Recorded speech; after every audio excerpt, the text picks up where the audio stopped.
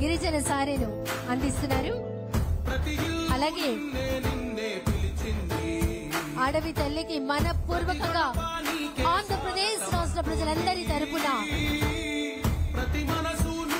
పూలదండ వేసి దీవెనలు అందుకుంటున్నారు రాష్ట్ర ముఖ్యమంత్రి వర్యులు గౌరవనీయులు శ్రీ నారా చంద్రబాబు నాయుడు గారు.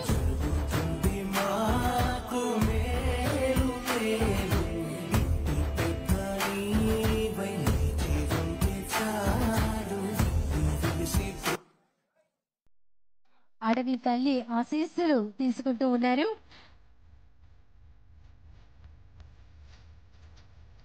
గౌరవ రాష్ట్ర ముఖ్యమంత్రి వర్యులు నారా చంద్రబాబు నాయుడు గారు, రాష్ట్ర గిరిజన సంక్షేమ శాఖ మార్చిలు తుమ్మిడి సంధ్యారెడ్డి గారు, అలాగే విజయవాడ సెంట్రల్ నియోజకవర్గ శాసనసభ్యులకు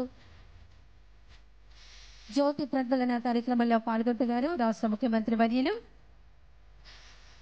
వేదిక విజయవసంత గిరిజనులు బుల్లెమ్మ శంకర్ దుర్గా పావని జ్యోతి గంగారత్నం రామకృష్ణారెడ్డి రవి వీరందరినీ ఆహ్వానిస్తున్నా. ఈ దీపపు కాంతులు రాష్ట్రంలో ఉన్న గిరిజనుల జీవితాలందరిలో ఆశాకాంతులు కావాల్సిందిగా కోరుకుంటున్నాం.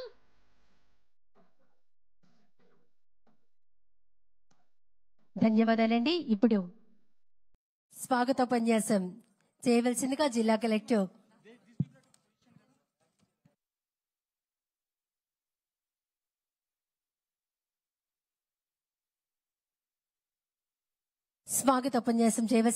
కలెక్టర్ సృజన మేడం గారిని ఆహ్వానిస్తున్నాం. అందరికీ నమస్కారం.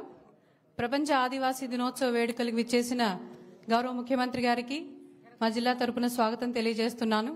అలాగే విచ్చేసిన గౌరవ మంత్రి గారికి, ప్రజాప్రతినిధులకి, ట్రైబల్ వెల్ఫేర్ సెక్రటరీ గారికి, ఇతర అధికారులకి, మీడియా ప్రతినిధులకి, ఆదివాసీ నాయకులకి, ఇక్కడికి వచ్చిన ప్రజలందరికీ నమస్కారం. నాగరికత పరిడవెలుతున్న ప్రపంచ సమాజాలన్నిటికీ మూలవాసులు ఆదివాసులే అని చరిత్రకారులు విస్పష్టం చెప్పిన విషయం. 1982లో జరిగిన United nations working group of indigenous population మీటింగ్లో ప్రపంచ ఆదివాసీ తెగల ప్రజల యొక్క హక్కుల గురించి తెలుసుకొనుట తగు సూచనలు తోడ్పాటు చేశారు.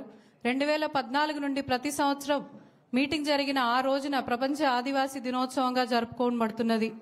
ప్రపంచవ్యాప్తంగా జీవ వైవిధ్యం మరియు పర్యావరణ వ్యవస్థను రక్షించడంలో ముఖ్య భూమిక పోషిస్తున్న ఆదివాసులను, వారి సాంప్రదాయాన్ని, జీవన విధానాన్ని గౌరవించుకునే ఈ కార్యక్రమానికి విచ్చేసిన ప్రతి ఒక్కరికి పేరు పేరున హృదయపూర్వక ధన్యవాదాలు తెలియజేస్తూ గౌరవ ముఖ్యమంత్రి గారికి మరి ఒకసారి స్వాగతం తెలియజేస్తున్నాను.